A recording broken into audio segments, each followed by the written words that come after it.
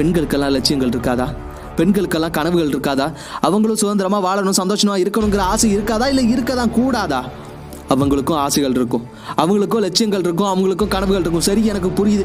இந்த ஒரு வார்த்தையை கேட்டணும் உங்க எல்லார் மனசுலையும் தோன்ற ஒரு விஷயம், அவங்களுக்கு இன்னும் சுதந்திரம் கொடுத்து என்னடா பண்ண போறோம் அப்படின்னு.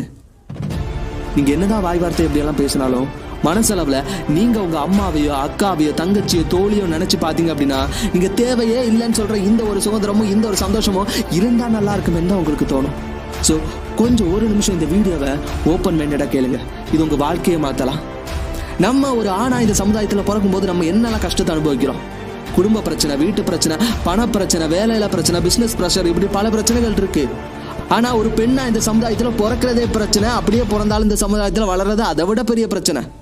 தினமும் காலையில் எழும்புறது வந்து பிடிச்ச விஷயத்த பண்ண முடியாது, ஆசைப்பட்ட விஷயங்களை அனுபவிக்க முடியாது. அப்பா சொல்றதை கேட்கணும், அம்மா சொல்றதை கேட்கணும், அண்ணன் சொல்றதை கேட்கணும். அது மட்டும் போதாதுன்னு பக்கத்து வீட்டுக்காரன் நினைப்பா, எதிர்த்த வீட்டுக்காரன் நினைப்பா, ஊர்